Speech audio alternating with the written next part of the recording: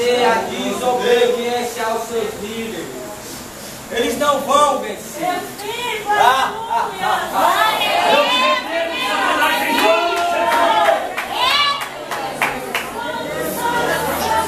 Revesti-vos de toda a armadura de Deus, para que possais resistir nos dias maus.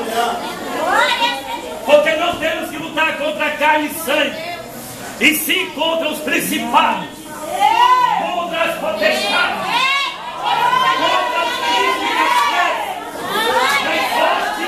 dos lugares celestes.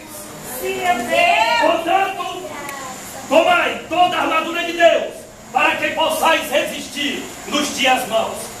Havendo, depois de ter feito tudo isso, ficai firmes. Portanto, tomai toda a armadura de Deus, para que possais resistir nos dias maus. Havendo feito tudo isso, ficais firmes.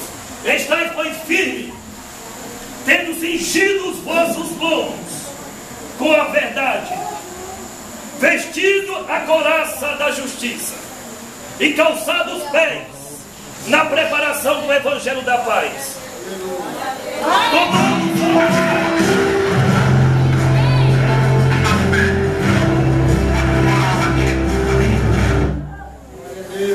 Tomando sobre ti, sobre toda a armadura, o escudo da fé, com o qual podereis apagar todos os dardos inflamados do inimigo. Tomai também o capacete da salvação e a espada do Espírito, que é a palavra de Deus. Orando em todo tempo com toda súplica, com toda oração e súplica do Espírito, e vigiando nisso, com toda súplica por todos os